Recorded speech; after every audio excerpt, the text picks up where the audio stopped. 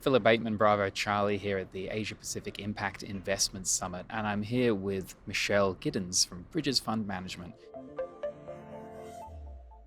Michele, you were introduced earlier by Rosemary Addis as a guiding light in the industry, and one of the things you started out by saying was it's not time to think too much, it's a time we must do, that there's a huge heavy lifting in front of us. Could you touch on that for me?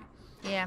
Yes, I've been at this for a lot longer than I would like to admit. So Bridges was founded 17 years ago.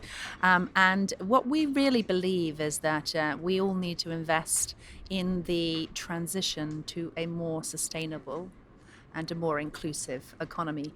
It's as big as that.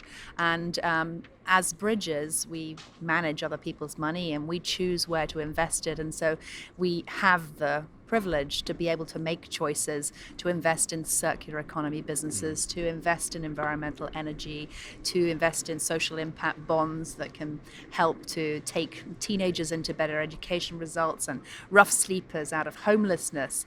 But really, I think what this conference is about and what I'm taking away with me is that it doesn't really matter where the money is or what your own personal powers are. All of us need to just reframe our decision making about how we spend, how we save, where we invest, where we work, what we do around work, and to think about how we can all contribute to this transition to what we must have, which is a more inclusive economy and a more environmentally sustainable economy.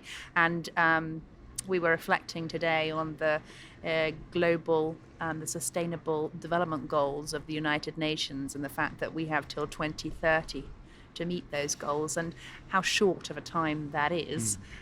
So there's a sense, I think, here that whatever we were all doing, we need to come away from this conference and do more and do it urgently. Yeah, quoting you earlier, you said investing in the future is the future of investing. Yeah. Sounds like it's not about the future, it's about now, really. Yeah, well, the action we have to take now in order to have a future. And so I think we have, in some senses, when we started Bridges, we started with the idea that we could make investments that could solve social and environmental challenges. I think now, 17 years later, we think instead about the need to reform the economy around us and to do it urgently. And I've forgotten your question entirely. Oh, that's okay. What was your question? Well, the session you were in was, are we there yet? And I was going to ask you, what would it look like if we were there? Yeah, the question was, are we there yet? And we are so decidedly not there. But what might be some of the things that we might see if we had made this transition into a more sustainable and more inclusive economy? Well, let's talk about inclusive economy.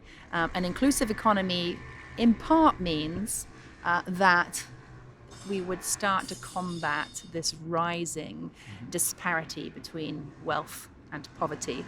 But it also means, so we would make investments like the one as I was talking about that are helping rough sleepers to get off the streets in the UK, or an investment that we've just been involved with through our foundation, which is a development impact bond to help graduate people in Africa out of poverty. So those kinds of investments are part of an inclusive economy. But the other part of it would be that we had transparency, all of us that have pension funds, that have bank accounts, that we would be able to say, I know that my money is invested, I know where it is invested, and I believe that it's invested in line with my values.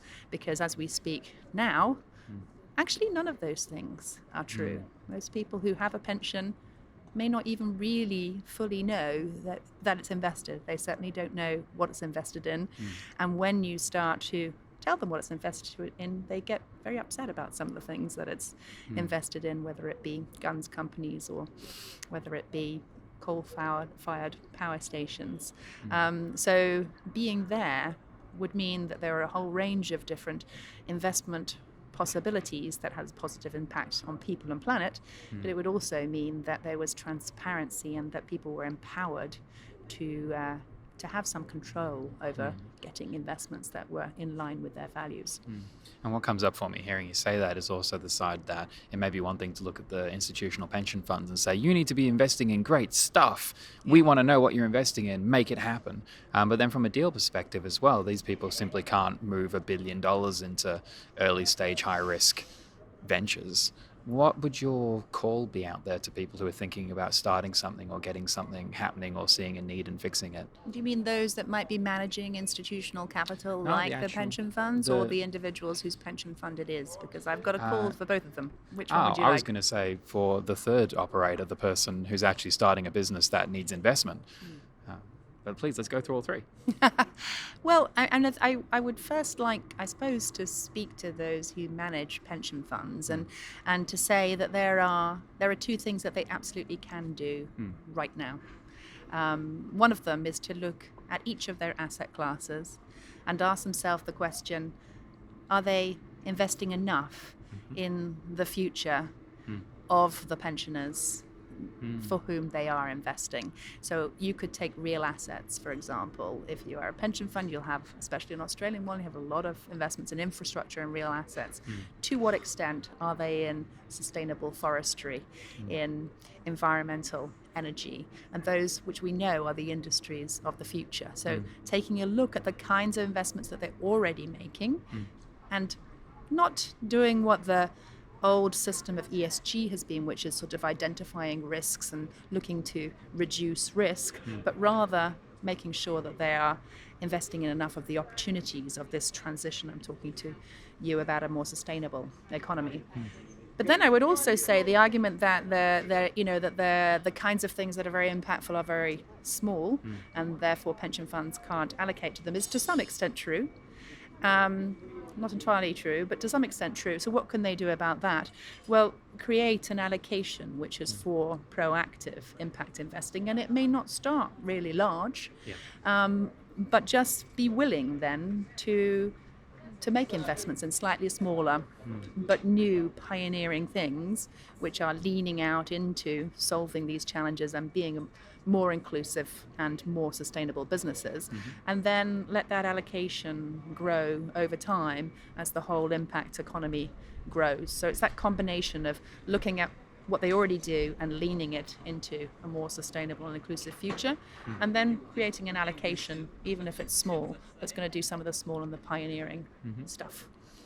And that's where we will get, for your small scale, maybe tech for good entrepreneur, they then may be able to find a tech for good impact venture fund that in turn raises its capital from that allocation that has been made by, hopefully, many of those pension funds. Right, and that leaves us with the pensioner that you were going to have a message for. What would that be?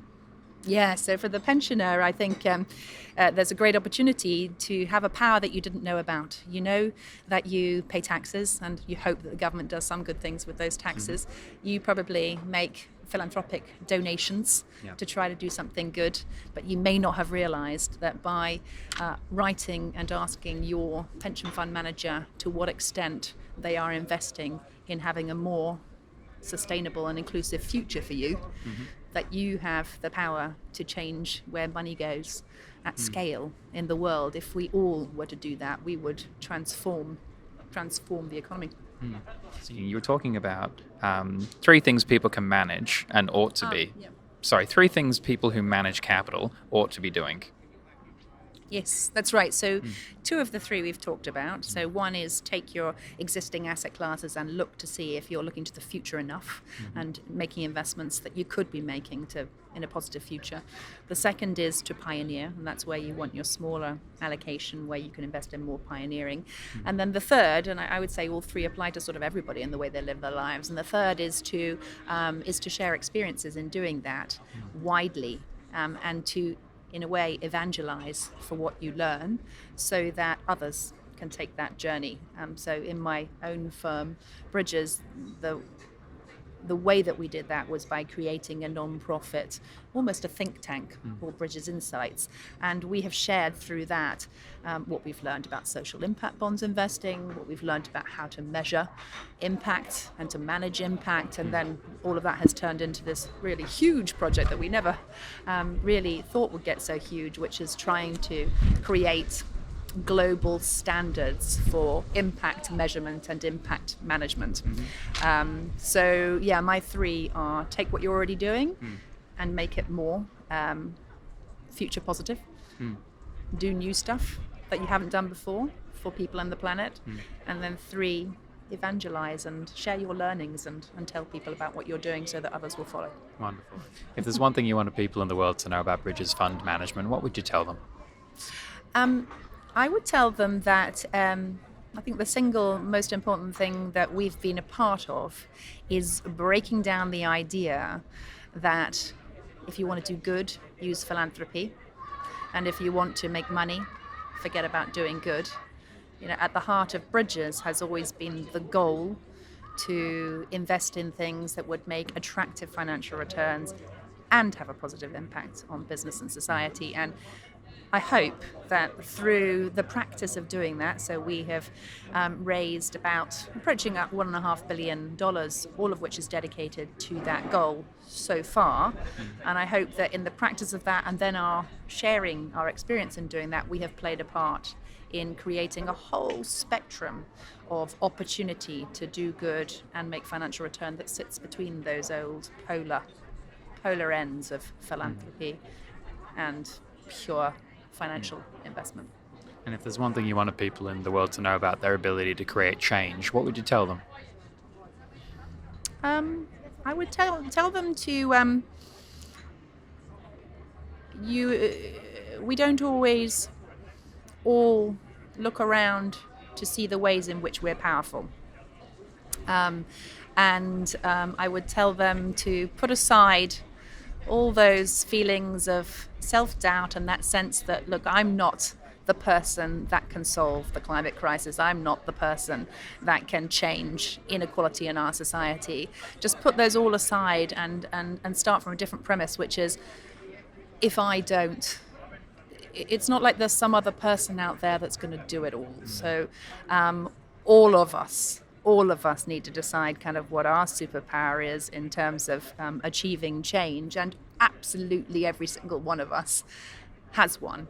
And so I would tell them all to try to not let the fact that you can't solve it on your own stop you from doing something on your own or with others to make positive change.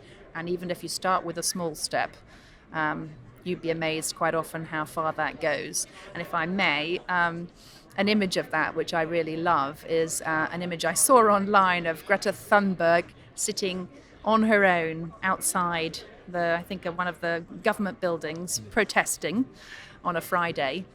And then literally just 1 year later, a crowd of something like 1 million, I think, in Melbourne, all kids gathering on the climate strike.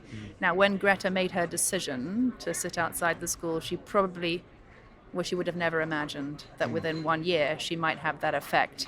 And she decided to make to do that one thing. And I think if ever any of us doubt what one individual can do, they just need to look at those 2 photographs. Thank you so much for being here on this breezy and kind of cold waterfront in Sydney. And thank you so much for your work. Thank you.